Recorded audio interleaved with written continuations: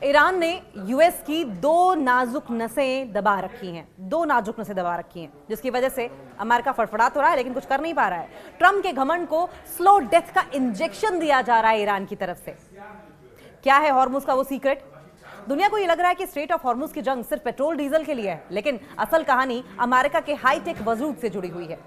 Iran ने Hormuz को बंद करके अमेरिका की वो नस दबा दी है जिससे उसकी मिसाइलें, फाइटर जेट्स और एआई का पूरा साम्राज्य चलता है। यही वो तुरुप का इक्का है जिसने ट्रंप की नींद उड़ा कर रख दी है। स्ट्रेट ऑफ हॉर्मुज को बंद करके ईरान ने अमेरिका की कौन सी नस दबा रखी है, ये समझना बहुत जरूरी है। स्ट्रेट ऑफ हॉर्मुज में ट्रंप के तोते की जान बसती है। समझिए, स्ट्रेट ऑफ हॉर्मुज में ट्रंप के तोते की जान बसती है और ये तेल की वजह से नहीं है। तेल और गैस रुकने से तो बाकी दुनिया को फर्क पड़ ही रहा है, लेकिन अमेरिका के पास तो तेल की कोई कमी नहीं है। अगर तेल नहीं तो अमेरिका हॉर्मुज खोलने को लेकर जी जान से क्यों जुटा हुआ है? इसके पीछे वो सीक्रेट है, वो वजह है जो दुनिया को पता ही नहीं है।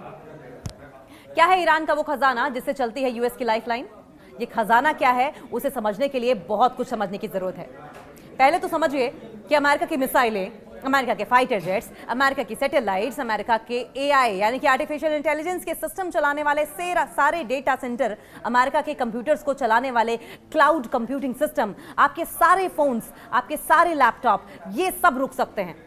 वो ऐसे कि ये सब कैसे चलते हैं? ये चलते हैं एडवांस चिप्स पर, सेमीकंडक्टर चिप्स पर, जिसमें सारे कंप्यूटर का सर्किट होता है।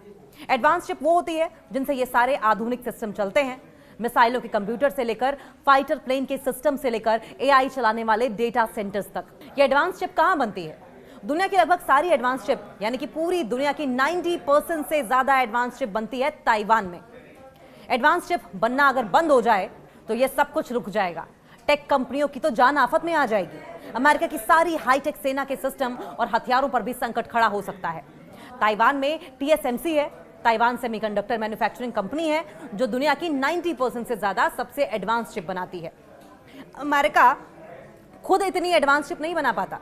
टीएसएमसी के बिना रुके की टेक इंडस्ट्री, अमेरिका का एआई, अमेरिका के डिफेंस सिस्टम, सब कुछ रुक जाएगा, सब कुछ तहस नहस हो जाएगा।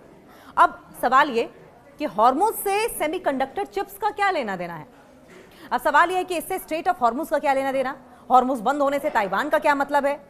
यही ईरान ने खेल कर दिया है। यही बात दुनिया को समझनी है। ईरान ने इसी पॉइंट पर खेल किया है और अमेरिका को दो नाजुक नसें दबा रखी हैं अमेरिका की। पहली है तेल से जुड़ी हुई। टीएसएमसी जैसी फैक्ट्रियों में चिप बनाने के लिए चाहिए होता है सल्फ्यूरिक एसिड। चिप बनाने के लिए चाहिए होता है अल्ट्रा प्योर सल्फ्यूरिक एसिड, बहुत बड़ी मात्रा में इस्तेमाल होता है। चिप बनाने के लिए सिलिकॉन के वेफर काटे जाते हैं, एकदम महीन वेफर्स होते हैं और उन पर सर्किट उकेरा जाता है और फिर बनती है चिप। यह काम सल्फ्यूरिक एसिड के बिना नहीं हो सकता। सल्फ्यूरिक एसिड के बिना चिप बन ही नहीं सकती। टीएसएमसी जैसी कंपनियों में टनों में सल्फ्यूरिक एसिड चाहिए होता है। सवाल ये कि सेमीकंडक्टर के लिए यह सल्फर आता कहां से है? अमेरिका की इंटेल जैसी कंपनियां भी इसे ताइवान से मंगवाती हैं क्योंकि वहां की क्वालिटी और कीमत बेहतर है। लेकिन सल्फ्यूरिक एसिड का हॉर्मुज से क्या लेना देना है? सल्फ्यूरिक एसिड किससे बनता है? सल्फर से। सल्फर का तेजाब है सल्फ्यूरिक एसिड। सल्फ्यूरिक मतलब गंधक। और सल्फर कैसे बनता है या कहां से आता है? तेल से। कच्चे तेल को जब रिफाइनरी में रिफाइन करते हैं तो उसी से सल्फर निकलता है। यानी खाड़ी के देशों से सल्फर जहाजों से हॉर्मुज स्ट्रेट होकर एशिया में ताइवान भेजा जाता है। ईरान ने दबाई है अमेरिका की कौन सी दो नसें? मतलब एक बहुत बड़ा हिस्सा वहां से आता है तो कुएं से निकलता है कच्चा तेल। कच्चा तेल जाता है रिफाइनरी में, उससे बनता है पेट्रोल, डीजल और बहुत कुछ और उसी में निकलता है सल्फर। उस सल्फर से बनता है सल्फ्यूरिक एसिड। उस सल्फ्यूरिक एसिड से बनती है सेमीकंडक्टर चिप और एडवांस चिप से बनते हैं कंप्यूटर के एडवांस सिस्टम, जिससे चलते हैं रेडार और मिसाइलें और एआई और सैटेलाइट से लेकर डेटा सेंटर्स तक सब कुछ। तो एक तो बड़ी नस ये है जो ईरान ने दबा रखी है। ईरान ने ताइवान की एडवांस चिप बनाने वाली कंपनी की और उसके जरिए अमेरिका की दूसरी बड़ी नस है ताइवान की बिजली की। ताइवान की आधी बिजली बनती है एलएनजी से, यानी प्राकृतिक गैस से बनती है। अब खबर यह है कि ताइवान के पास एलएनजी का स्टॉक सिर्फ 11 दिन का बचा हुआ है।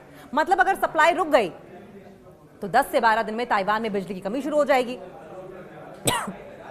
बिजली का बड़ा हिस्सा एलएनजी से बनता है और इसलिए बिजली प्लांट बंद होने लग जाएंगे और चिप्स बनाने वाली फैक्ट्रियां बिजली के बिना तो चल ही नहीं सकती। ये ताइवान की सबसे कमजोर कड़ी है। भले ही वो दुनिया का चिप किंग हो, लेकिन बिजली के बिना तो वो कुछ कर ही नहीं पाएगा।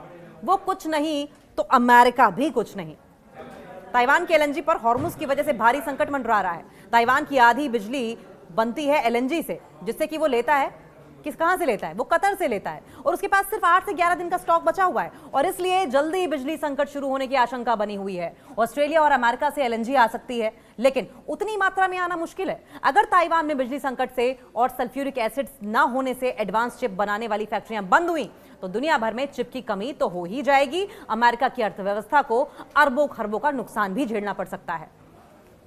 एप्पल, एनवीडिया, गूगल, अमेजॉन, सब बड़ी टेक कंपनियों की सांसें अटकी हुई हैं और सांसें अटकी हुई हैं अमेरिका की सेना के लिए हथियार और फाइटर जेट और एयर डिफेंस सिस्टम, मिसाइल और रेडार, ड्रोन, सब कुछ बनाने वाली कंपनियों की।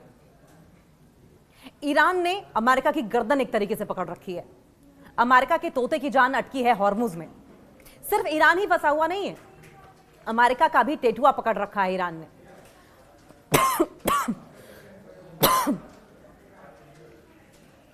ताइवान को सल्फ्यूरिक एसिड नहीं मिला और ताइवान की बिजली बंद हो गई तो चीन को तो एक भी गोली नहीं चलानी पड़ेगी ताइवान को लेने के लिए।